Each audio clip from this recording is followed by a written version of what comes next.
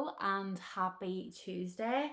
So, I had really good intentions tonight and I did my Instagram live, but it did not post to my grid. Well, it hasn't yet. So, I did a quick rundown of my live again of my stories, and I'm just going to repeat myself again for my grid because I think it's a really useful topic to know about, and I did hook a lot of my journals out to show you. I don't want this to be extra long either, so I'm just going to run through it quickly, my little points that I had jotted down. So when it comes to journaling, you don't have to be perfect.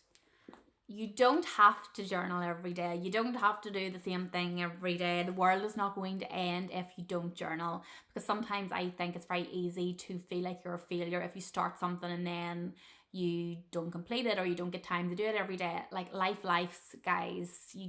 If you don't get it done, you don't get it done. You know, the world's not going to end. But I guess it's good to, well, number one, journal because you want to.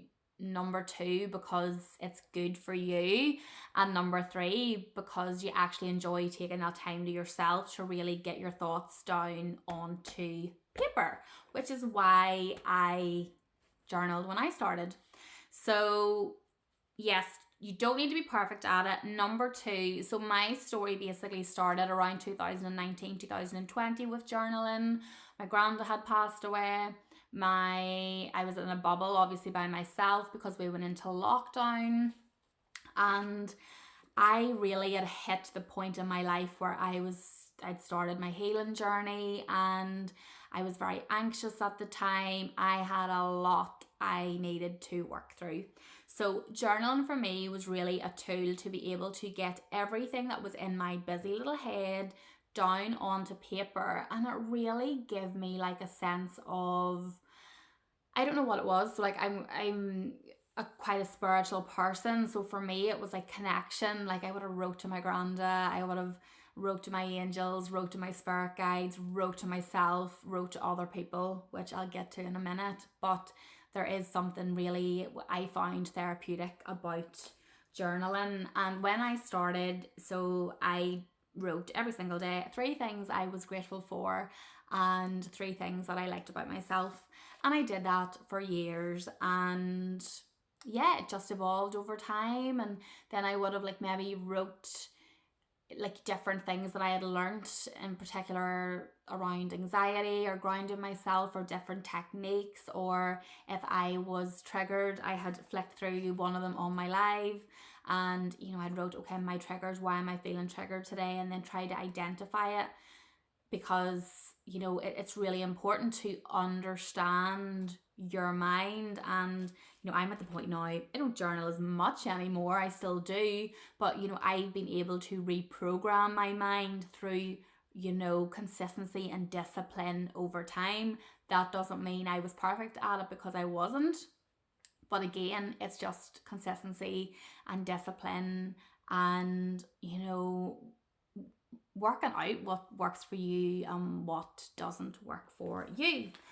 So number 3 on my list is the brain dumping. Again, if you're overwhelmed, write down, why am I overwhelmed? What is all the jobs in my head that I need to do? And for example, what is one thing that I can do today to make my list or my life easier? So I always found that I would have wrote a list of tasks down, and then I would have picked one. And normally once you started with one, I always picked up a little bit of momentum, and then you did a second thing and a third thing. And you're like, oh my word, like it's not so bad now. Because if you have a really busy brain, or you suffer from like decision fatigue, or you get like, you know, tasks in your head are just constantly bouncing around, well, you know, put them down and prioritize them and work out, okay, well, what is like, you know, what's not life or death if I don't do that today? But actually, it's really important, for example, that I pay that bill or put on that wash because I need my work uniform, or whatever, you know, it's going to be for you. Number 4 is using journaling to write letters to people, but not sending them the letters. So you know, in life, it's easy to get frustrated, angry, annoyed, sad, whatever the emotion may be at others. And I would say about 90% of my healing journey never speaking to the other person who caused me the harm, because number one, they weren't available. Number two, they were never going to meet me at that level to be able to understand the harm that was caused. People can only ever meet you at the level that, you know, they can meet themselves. So for me, I would have wrote a letter, I would have put it all down, good, bad, whatever it was, and then burnt it, bend it, got rid of it. And that was my way of like sort of transmuting that in a healthy way. And it was a really sort of healthy coping mechanism for me, you know, because a really important part of your journey is being, you know, for me was feeling seen, heard, and understood. But you have to give that to yourself first. So, you know, you could go and take the contents of whatever may be in a letter and say it to someone, but they may give you nothing back, and then you're leaving feeling more annoyed and, you know, triggered essentially.